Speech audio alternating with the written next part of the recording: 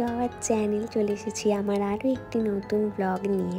ভিডিওটা শুরুই হলো এখান থেকে যে আমি আজকে যাচ্ছিলাম ডক্টরের কাছে, আর রান্নাবান্না সমস্ত কমপ্লিট হয়েই এসেছিলো। বাকিটা দিশা আর আমার বোন ছিল, ওরা দুজনেই সামনে নিচ্ছিল। তো আমাদের বাড়ি থেকে বেশি দূর নয়, তাই আমি আর মা আর রাহুল তিনজনে মিলে বাইকে করেই চলে এসেছিলাম। অনেকদিন আমরা আমাদের কোনো ওজন দেখিনি যে আমাদের কার কত ওজন, তাই ডাক্তারখানায় এসে একটা ভালো সুযোগ পেয়েছি সবার একটু ওজন মেপে নেওয়ার। আমার সাথে সাথে এখানে রাহুল, মা সবাই ওজন দেখে নিচ্ছিল নিজেদের। মোটামুটি ভালোই গরম পড়ে গেছে, তাই বাড়িতে এসে আমরা খেলাম একটু ঠান্ডা ঠান্ডা লস্যি। আমি বানিয়েছিলাম এখানে সবার জন্য, বাড়িতে এসে ফটাফট বানিয়ে নিয়েছিলাম লস্যি সবার জন্য।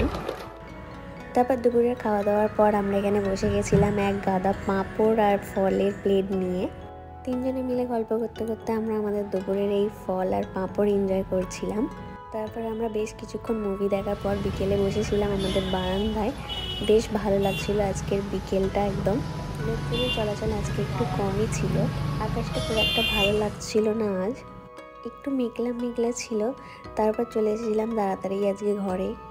তারপর আমরা খাচ্ছিলাম যা আজকে রান্না বান্না আর হবে না বাড়িতে, তাই বসে বসে জমিয়ে টিভি দেখা হচ্ছিল। বোন চলে গেছে, আর এখানে আমরা রেডিও হয়ে গেছি।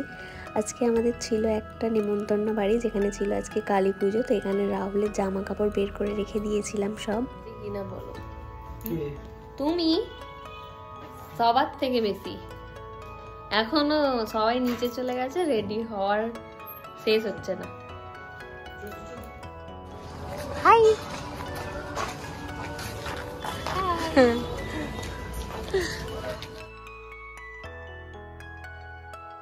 দাঁড়িয়ে আছে এখনো। তো এই ছিল ঠাকুরের মূর্তিটা, বেশ সুন্দর লাগছিল। আমরা আর বেশি লেট করিনি, তাড়াতাড়ি খাওয়ার জন্য বসে গিয়েছিলাম, অনেকটা লেটেই আমরা এসেছি। তো এই ছিল একটা ব্লগ। ভালো লাগলে like, comment, share, subscribe to my channel.